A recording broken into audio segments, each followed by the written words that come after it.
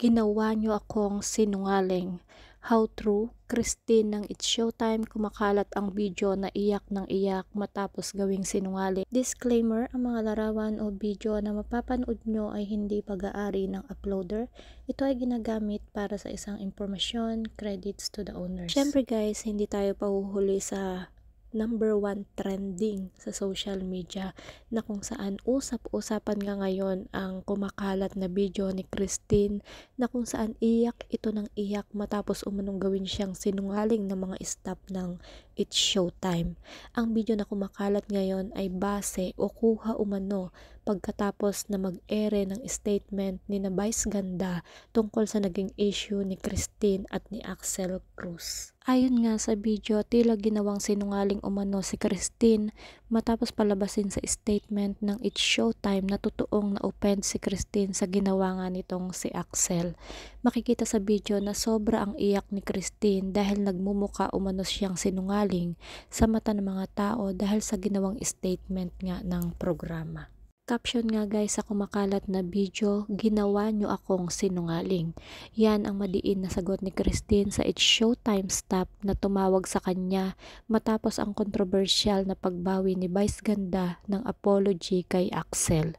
Ito ay nakitang sinabi mismo ni Christine habang umiiyak na kausap sa telepono ang IST staff sa isang video. Kuha ng kapatid ni Christine yon na in-upload ng kapatid ng ex-boyfriend ni Christine na nagmamalasakit sa kanya.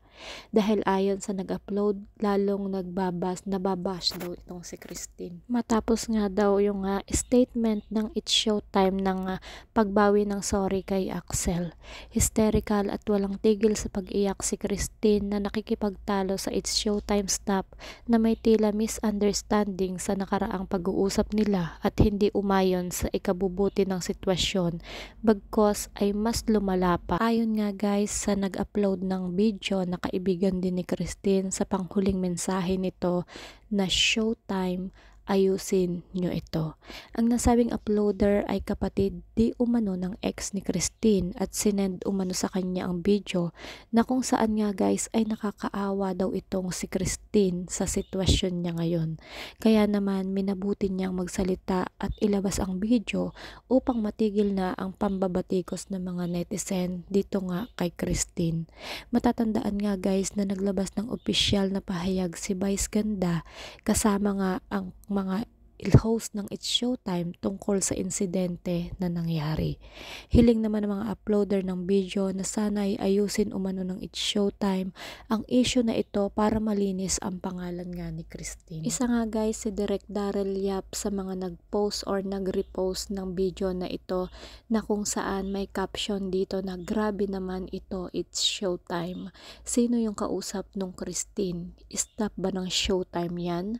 Librarian o cashier na hinihingaan ng promissory note? Tigas ng mukha nyo makitungo sa kapwa. Guess nyo yan, naimbitahan nyo yan. Magkano babayad nyo sa guest nyo para bulyawan at singhalan nyo ng ganyan? Siya ang may pakiramdam, katawan niya yan, emosyon niya yan, mas kayo ang nakakaalam. Mas binili nyo pang magmukhang tangang magpaliwanag kesa umamin sa pagkakamali.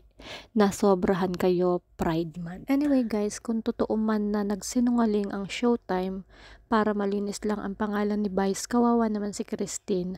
Grabe yung stress na naidulot nga sa kanya no dahil napunta sa kanya yung pangbabas nga ng mga tao. Sana inadmit na lang nila na lahat sila may pagkakamali, hindi yung may nilaglag pa silang isang tao. Nakakalungkot lang yung ganitong sitwasyon. Kawawa dito guys yung big team, sana may moral and emotional support sila from family. Baka ano nga yung gawin yan sa sarili or madamage talaga mentally. And sa alam nyo naman na simpleng mga tao yan at hindi sa showbiz. Hindi sila sanay na gano'n nationwide na ipapahiya na lang. Kahit nga showbiz pa, affected na yan sila pa kaya ordinaryong tao. Kayo guys, ano ang inyong mga komento? Ano ang inyong mga reaksyon? Sino nga ba talaga ang mali? Itong kampo ng It's Showtime o itong kampo ni Axel at ni Christine. Kung ano ang inyong mga komento, kung ano ang inyong mga reaksyon, just comment down below. At kung hindi pa kayo nakasubscribe sa aking YouTube channel, kindly hit the notification bell para lagi tayong updated sa mga nauunang chika. Maraming salamat, ingat po ang lahat, and God bless.